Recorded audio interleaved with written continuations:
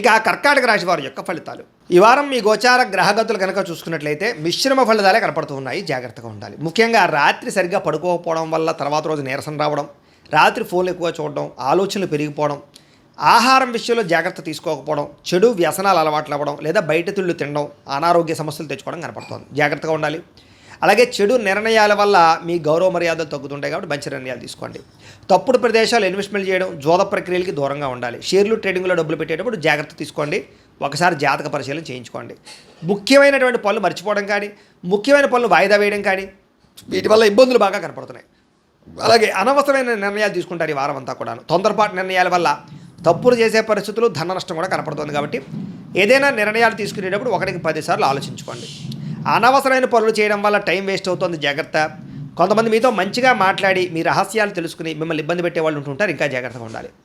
పెద్దవారి మనసు గాయపరిచే అవకాశం కనపడుతుంది. అలాగే యజమాని అనుమతి లేకుండా, అంటే ఇంట్లో పెద్దవాళ్ళ అనుమతి లేకుండా మీరు తీసుకునే నిర్ణయాలు మిమ్మల్ని తర్వాత ఇబ్బంది పెడతాయి. జాగ్రత్తగా ఉండండి.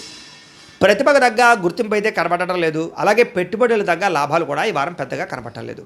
వ్యాపారస్తులకి క్రయ విక్రయాల్లో ఎక్కువ నష్టాలు కనపడుతున్నాయి. ముఖ్యంగా అప్పులు ఇవ్వడం కానీ, అప్పులు తీసుకోవడం కానీ వీటి వల్ల నష్టాలు కనపడుతూ ఉన్నాయి. పరపురుష పరస్త్రీ వ్యామోహాల వల్ల అనవసరమైన ఇబ్బందులు తలెత్తుతాయి. కష్టపడకుండా డబ్బులు రావాలనుకుని చేసే పనులన్నీ మిమ్మల్ని ఇబ్బంది పెడతాయి. కాబట్టి ఈజీ మనీ కోసం తప్పుడు పనులు చేయకండి. ప్రభుత్వ ఉద్యోగస్తులకి ఉద్యోగ నష్టాలు, ఐటీ దాడులు, ఇబ్బందులు కనపడుతున్నాయి. నోరు జారడం వల్ల, మాట జారడం వల్ల వివాదాలు, కింద పనిచేసే వాళ్ళతో సమస్యలు ఉన్నాయి. జాగ్రత్తగా ఉండాలి. అనవసరమైన కోరికలు తగ్గించుకోవాలి. కామ కోరికలు, శారీరక కోరికలు పెరిగిపోయి ఎవరు పడితే వాళ్ళతో సంపర్కాలు మంచిది కాదు. ఈ వారం చిన్న అనారోగ్య సమస్యలు వేధించడం కానీ, డబ్బు విపరీతంగా ఖర్చు అవ్వడం కానీ, పెట్టుబడుల తగ్గ లాభాలు లేకపోవడం కానీ, ఇతర దేశాల నుండి భారతీయులకి ఉద్యోగ నష్టాలు, సమస్యలు ఎదుర్కోవడం కానీ జరిగే అవకాశాలు ఉన్నాయి. వివాహ సంబంధాలు కూడా కుదిరినట్టే కుదిరి వెనక్కి వెళ్ళిపోయే అవకాశం కనపడుతోంది. ప్రేమికుల మధ్య అనవసరమైన గొడవలు విడిపోయే అవకాశాలు, సమయానికి నిద్రాహారాలు లేకపోవడం వల్ల అనారోగ్య సమస్యలు, భార్యాభర్తల మధ్య మనస్పర్ధలు, ఇంట్లో చికాకులు కనపడుతున్నాయి.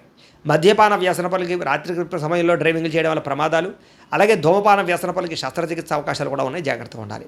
మిమ్మల్ని ప్రేమించే వారిని దూరం చేసుకోవడం, చెడు స్నేహితుల వల్ల చెడు వ్యసనాలు అలవాటు అవ్వడం, పరపురుష పరస్త్రీ వ్యామోహాలు, జోదము, కఠినంగా మాట్లాడడం వల్ల సమస్యలు ఎదుర్కొంటారు. కాబట్టి ఈ వారం చాలా జాగ్రత్తగా వ్యవహారం చేయాలి. విద్యార్థులకి అనవసరమైన ప్రేమ కలాపాలు, సెల్ ఫోన్ గేమ్స్ పాడు చేస్తున్నాయి. కాబట్టి వాటికి దూరంగా పెట్టుకుని చదువు పట్ల శ్రద్ధ పెట్టండి. ఏకాగ్రతగా చదువుకోండి. ఈ వారం బాగుంటుంది. ఇంకా ఉద్యోగస్తులకి అధికారిక ఒత్తిడి బాగా కనపడుతుంది. ఉద్యోగంలో టెన్షన్లు, ఉద్యోగ నష్టాలు, ఉద్యోగ గండాలు ఉన్నాయి. ఇతర దేశాల్లో ఉద్యోగాలు చేసేవారు ఉద్యోగ ప్రమాదాలు ఉన్నాయి. జాగ్రత్తగా ఉండండి. స్త్రీలకి పురుషుల వల్ల వ్యామోహం కనపడుతోంది.